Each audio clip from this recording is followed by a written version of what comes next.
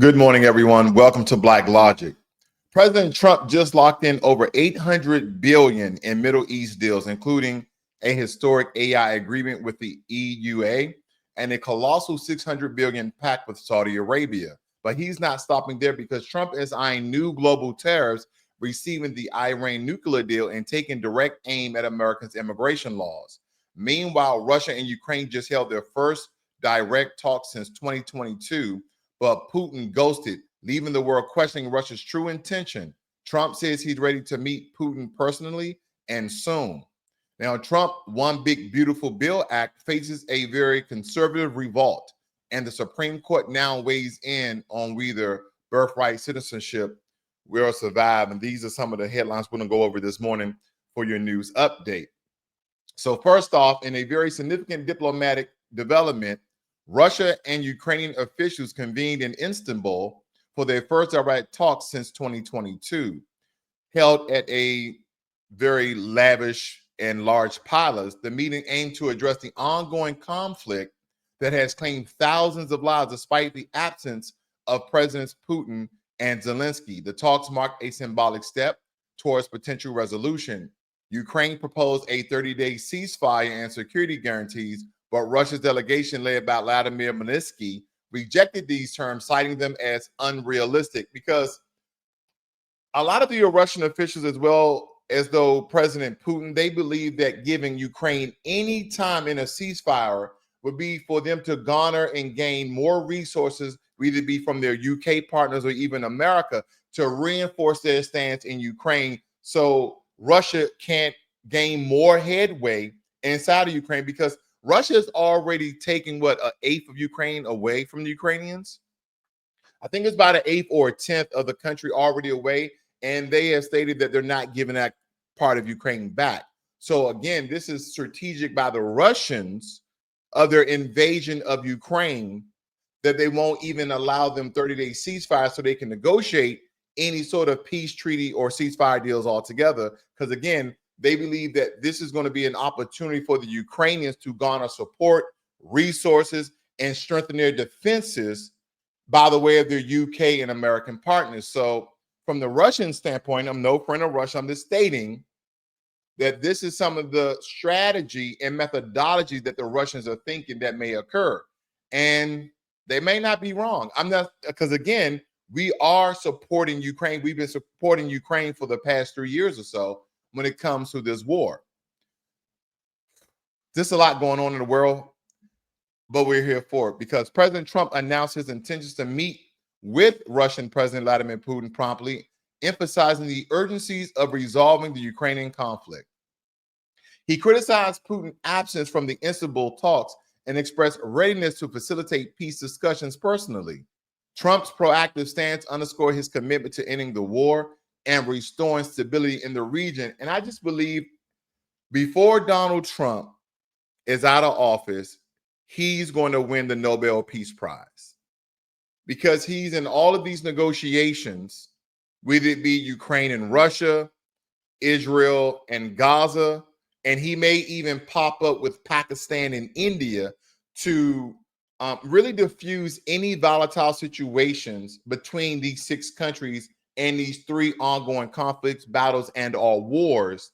And by doing so, if he can garner some sort of peace treaty or a long-term ceasefire deal, I believe he will be in the high rankings of winning the Nobel Peace Prize. So again, he stated that he's a peace president. Now, let's not take away what he done to the Houthis, because he bombed the Houthis. But again, he was trying to prevent a bigger attack. And this is just the information I received, okay? Because I know a lot of times when people speak favorable for about President Trump's, people act as if he's doing everything incorrectly. Just as well as Joe Biden, he did some things okay, but most of the things, in my opinion, personal opinion, I'm not biased towards the Democrats nor the Republicans, but in my opinion, most of the things he did was detrimental to the country. He did some things okay, like lowering the insulin shot. Okay, I think he lowered down the insulin shot with the $35 or something like that. That was pretty good. But if you look at the most things that the Biden administration done by the way of President Biden, they wasn't beneficial to the country. So again, you don't have to be favorable. I'm just favorable on the policies and actions that a lot of our politicians make, because again, we the people put them in office. So again, we have to take some sort of accountability for that. The absence of President Putin from the Istanbul peace talks cast a shadow over the negotiations, because Ukrainian President Zelensky, who attended the talks, expressed disappointment at Putin's no-show, interpreting as a lack of commitment to peace. And the limited progress in these discussions highlights the complexities of achieving a ceasefire and the necessity for direct engagement between the leaders. So again, President Zelensky does not trust President Putin at all, and President Putin knows that. And it's only by the way of actions in the past 10 to 15 years the reason why President Zelensky does not trust President Putin. So again, there's a lot of history there that the American public does not know, because we just started following this, okay, as a country about 3 or 4 years ago, because of all the billions and billions of dollars that President Biden has been giving to Ukraine. And let's not forget, America is still supporting Ukraine financially. So some of the same talks I heard about President Biden, I believe it's only in kind that we had those same talks about President Trump when it comes to this particular diplomatic matter. I think we need to have the same smoke, but I know some people are going to try to use certain phrases and terms to act as if it's different. No, if we have not to negotiate of ending this war between Ukraine and Russia, and we're still forking out billions of dollars and we're giving military resources to Ukraine, at the end of the day, we're still supporting Ukraine monetarily. So again, what's the difference between President Biden and President Trump when it comes to supporting Ukraine? Leave your comments in the section below. And now, if you're new to Blacklogic, please hit the subscribe button as well as the notification bell so you are notified every time I go live or release a video. Now, in a very monumental agreement, Saudi Arabia committed to a $600 bill investment in the United States, focusing on defense, energy, and infrastructure. And this deal signifies a strengthening of the U.S.-Saudi relations and a very mutual interest in advancing technological and economic collaborations. And there's a lot of things going on when it comes to a lot of the deals that they're making here, because Trump made $800 billion worth of deals.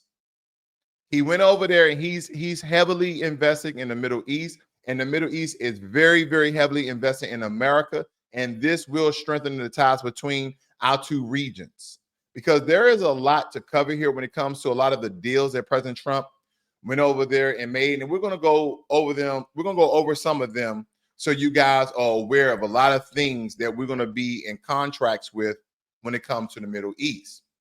Now, 142 billion letter of intent to boost Saudi defense capabilities.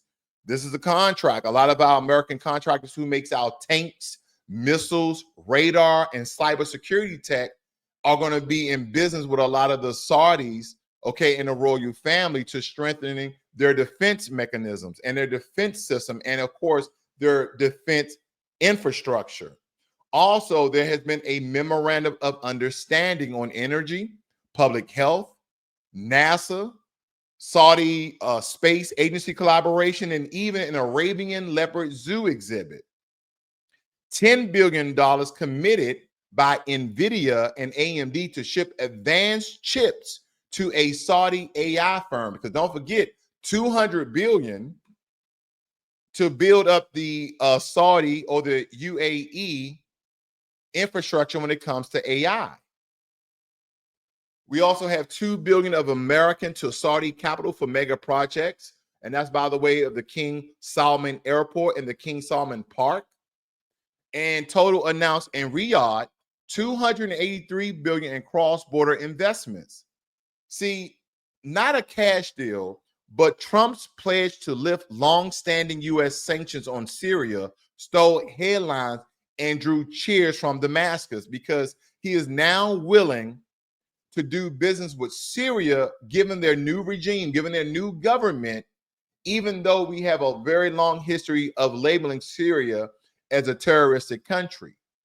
But big Saudi investment promises came away by the way of this visit to the UAE, because behind closed door, Trump urged Crown Prince Mohammed bin Salman up to Riyadh U.S. investment haul from 600 billion toward 1 trillion, which is a very jaw-dropping act, roughly equal to the Saudis' annual GDP. We have $800 billion worth of investments. And those deals I just went over, that was between May 13th and May 14th. Okay. Now, between May 14th and May 15th, okay, he was doing business with Qatar or Qatar, however you want to pronounce it. But that first day or so, those first day and a half, May 13th to May 14th, that was with Saudi Arabia. And from May 14th to May 15th, we're going to go over Qatar. So Boeing jetliner mega deal. There was a mega deal here because up to 210 wide-body jets, which are the 787 Dreamliner and the 777X, was ordered by Qatar Airways, Boeing's largest every single order. This is the largest order that Boeing has ever made. 210 jets going to Qatar or Qatar. Now, defense and base expansion contracts that you guys may not be aware of, 1 billion Raytheon deal for counter drone systems. Okay, they're going to have anti-drone systems in case any of their any of their foes may try to attack them by drones. We're going to be in contract with Qatar. $2 billion General Atomics contract for the MQ-9B drone. So they're going to have attack drones as well. $38 billion expansion equipment upgrades at AI for an air base. $1 trillion economic exchange plan because the White House touted $1.2 trillion in economic commitments, including the above $244 billion in firm deals. Now, there's another $10 billion AI facility investment. Separately, Qatar pledged $10 billion more specifically to U.S. operation at its key military hub. Now, on May 15th, he was mostly dealing with the United Arab Emirates of an AI data center alliance because the U.S. Department of Commerce announced a partnership with an AI champion, G42, to build the largest AI data center outside the U.S., placed in Abu Dhabi on the cutting edge of the next tech wave. 1.4 trillion UAE AI sector investment. On his way out, Trump crowned, that the UAE will invest 1.4 trillion in Americans' AI sector over the next decade. I want you guys to think about that. 1.4 trillion. So we're talking over the next 10 years, over $100 billion per year, over $100 billion per year to help build America's AI sector. Now, the sort of figure only that a reality TV mogul turned heads of state could possibly love. And here's my take. Trump boasts of trillions in commitments leaned heavily on lofty memorandums and multi-year projections. Actually signed. Legally binding contracts are closer to the hundreds of billions, not quite the 4 trillion that has been reported when you actually look at some of the paperwork. Now, lifting serious sanctions was a seismic policy shift, arguably overshadowing arms and jets outlying noise, because again, this is astronomical for us to really open up the gates by the way of Syria.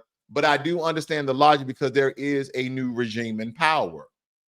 Now, here's some of the so-called ethical red flags that people have been mentioning, because accepting a $400 million Qatar jet as Air Force One that has, by the way of the royal family, touting family-branded real estate in the Gulf, pure Trumpian spectacle with a whiff of self-dealing. Like a lot of Trump supporters, they were all for it. They were like, there is no big deal. That they like our president. They rolled out the purple carpet, which is a sign of royalty. They had the Arabian horses. They laid out the red, the purple, the blue, the white carpet for President Trump. And he went over there and he made almost $1 trillion reportedly in deals that will, again, by the way it has been worded, will support America and Americans all together and strengthening our ties in the Middle East. So again, so far, I have nothing negative to report on that. I believe that it's going to actually work out well if, of course, things go as planned, as we all hope that they do. So again, I like what's shaping up in the world. I believe that the markets will soon return because, again, a lot of these investments will encourage people to invest heavily in the market.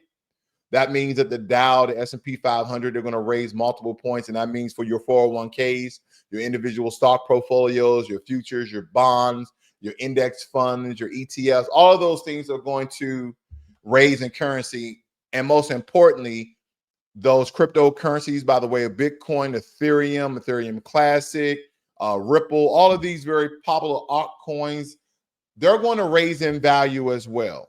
Okay, they're going to raise in value as well because all of this is dealing with digital technology, automation, AI, digital currency. We've already kind of moved in this digital way where the world is going to be operating solely on a digital platform. Yeah, there in some sectors of America and around the world, they still do things by paper, but paper is going away very, very quickly. I want you guys to thinking about evolution of currency. If you look back hundreds, probably thousands of years, if you look at the Africans, if you look at the Romans, men used to wear purse or satchels, but they call them the purse. You ever guys watch those movies? They say, "What's in your purse?" Meaning that how much money do you have? They used to always say those things because they used to walk around, and if they were rich, they had bodyguards, they had people to carry their money. They never really carried them themselves, but they used to have gold and silver coins by the way of the king, the chief, or whoever was in charge of that land.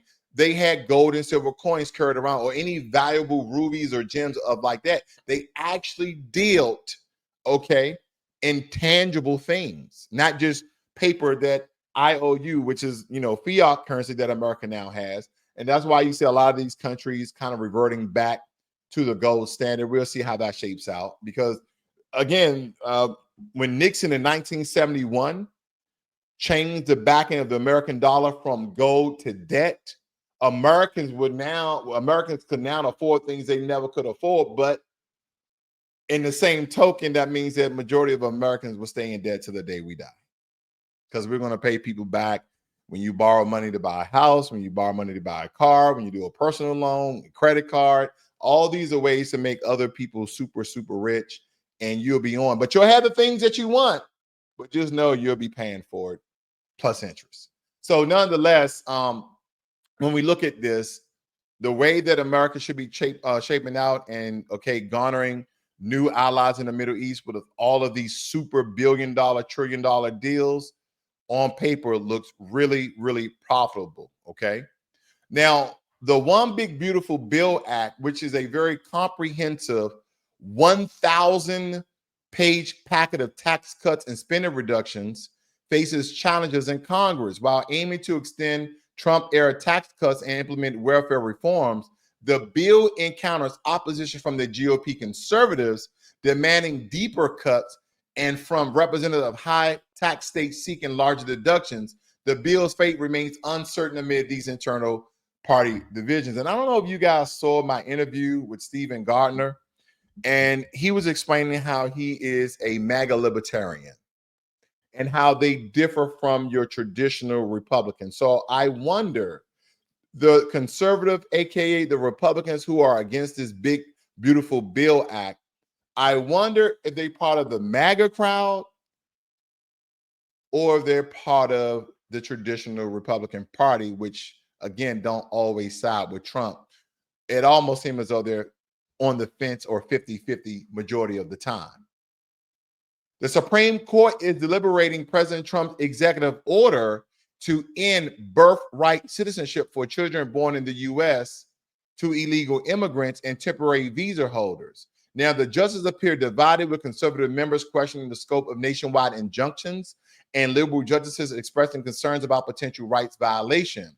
And the decision could redefine the interpretation of the 14th Amendment and the impact citizenship status of thousands. Now, my only question with this will be, what will be the replacement if you're going to eradicate birthright citizenship? I want you guys to think about that. So how would anyone become American?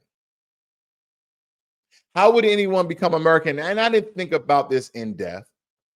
I thought about this very surface because I'm thinking the only way that this could work if you end birthright citizenship is that one of your parents have to be American already in order for you to be American.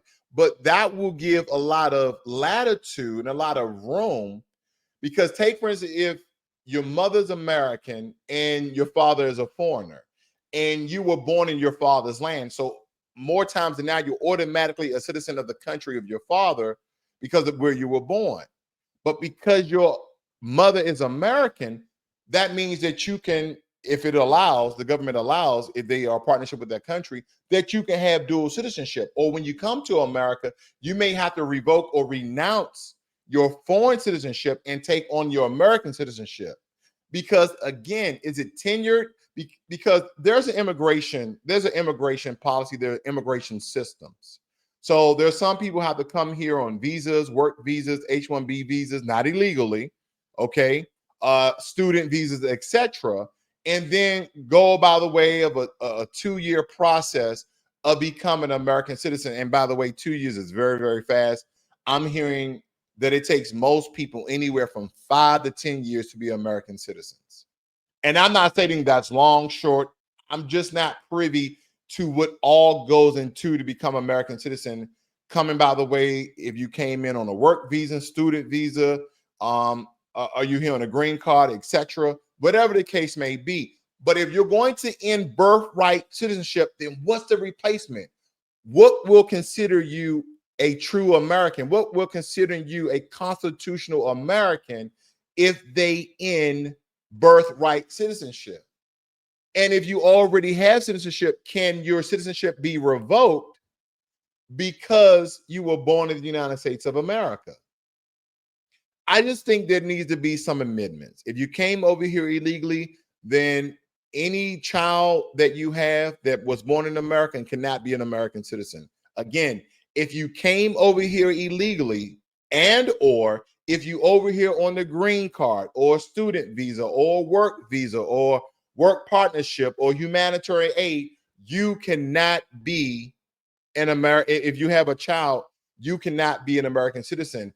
Only if you have been granted American citizenship and then have children, then they can be American citizens. But if you come over here by any other way, because you came over here and work and you fell in love, that's all fine and dandy. But just know, because you came over here and you was not an American citizen, then your children cannot be American citizen. Now, I'm not saying I'm for or against. I'm just thinking that this is the only way. This is the only way to me that this can work. I'm pretty sure there's a lot more smart people than me. They're going to come out with other different ways that this can work. But I think that we just need to amend it. Okay. And by some of the terms and ways that I went about, that's probably the best that we can go at it all together. Now, I just want to show you guys something very quickly, and I want to have your remarks on the EEF leader of South Africa, Julius Malema, on his take. They are just simply trying to genocide the Boers or the white Afrikaners that came over here, or the ones that still remain in South Africa. Now, he said some very daunting words, and believe me, I'm just gonna let the cat out the bag. A lot of people, a lot of white people around the world, when they heard Julius Malema's talk, period, not this particular clip I'm about to show you guys, but talk in general, just don't like him. They believe that he's a racist. They believe that he hates white people, et cetera, et cetera, et cetera. And I'm just gonna give you a small clip here to have your take on it. I want to know what you guys think, because I think it's really important. I don't know what's going to happen in the future. I'm saying to you, we've not called for the killing of white people, at least for now. I can't guarantee the future. Yeah, but I mean, you'd understand somebody watching that, especially as it gets shared on Twitter, they freak out. It sounds like a genocidal call. Cry babies. cry babies. I'm not calling for the slaughter of white people, at least for now.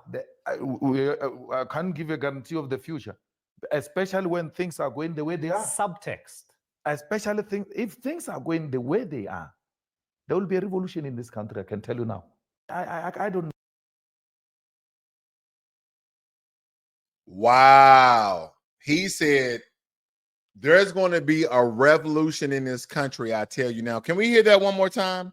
Do you guys mind? I just want you guys to hear that one more time. When things are going the way they are. Subtext. Especially if things are going the way they are, there will be a revolution in this country. I can tell you now. I don't know what's going to happen.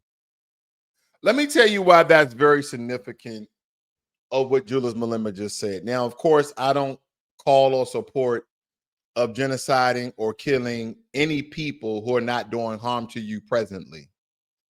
But there's a dark history in South Africa, just as well as a dark history in America. We don't need to go over it. We already know. But for you guys who may be privy to some surface knowledge, do not forget the white people that the South Africans are dealing with are descendants of the apartheid generation. Just as well as Black Americans in America, we're dealing with 3 to 4 generations past of slave masters in America. And in some regards, you see a lot of very inflammatory speech on the internet where you see suspected white supremacists calling Black people certain names, getting into altercations verbally and physically. I digress.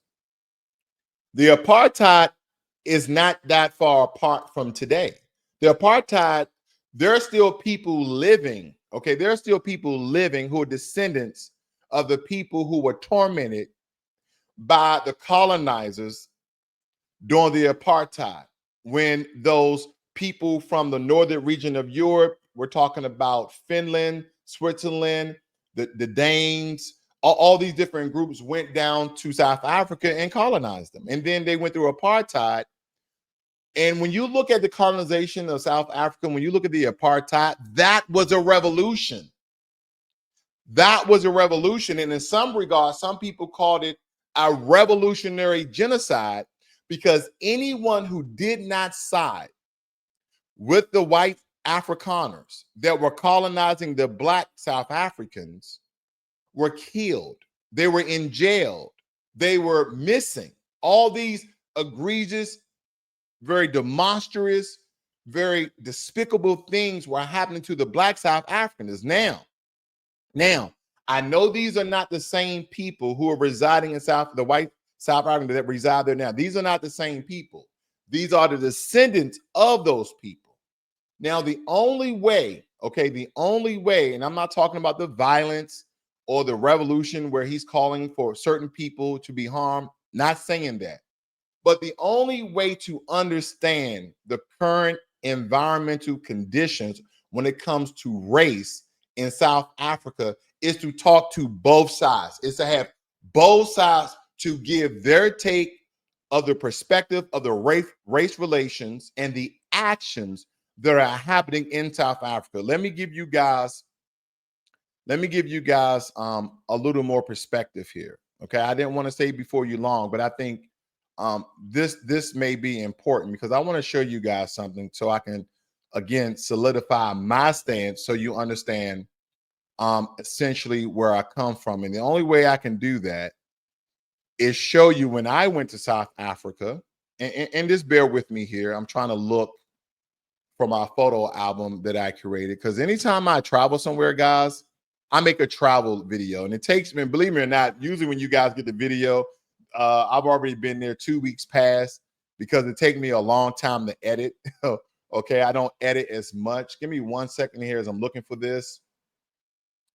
I'll say, okay, give me 1 second here. All right, I just want to share. I want to share something with you guys. Now, here's me, my lovely wife. We went to South Africa.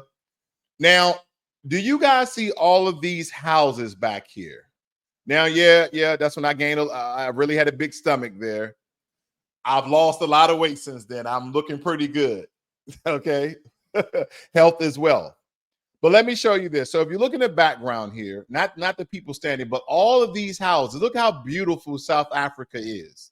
And this is close to Tabletop Mountain, but nonetheless, all these houses, let me just give you guys perspective. This area in South Africa is a rich white neighborhood. This is in Cape Town, South Africa. This is a rich white neighborhood, which is 99% white. South Africa is only 8 to 10% white. It's 90+% black. But whites hold 90% of the wealth. How did whites and how do the white South Africans hold 90% of the wealth? It was through apartheid, because they control every aspect of South Africa. We're talking about the infrastructure, the government, the economics, the social infrastructure, anything dealing with the country. The white South Africans at one point in time owned, operated, and controlled. So again, I'm not getting justifications of the words and the possible actions that Julius Malema is talking about. I do not agree with that. I do not agree in revolutionary genocide, even when it happened to Black Americans. I don't agree with. I'm totally against it. I believe there's a very diplomatic way that they can come to some sort of agreement other than call for the genocide of a certain people. But being on the ground in South Africa, I learned the demographics, the wealth, where that resides at to a certain degree. There's just a lot going on in South Africa where Americans, white, black, and indifferent, just not privy and aware of how things are shaping out in South Africa.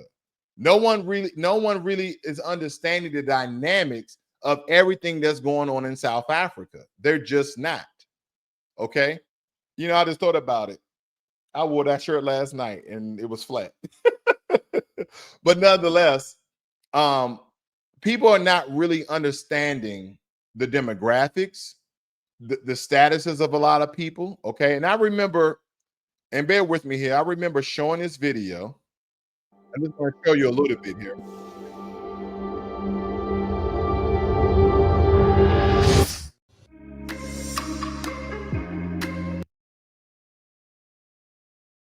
Just showing you a little bit there. I'm going to see if I can get this started.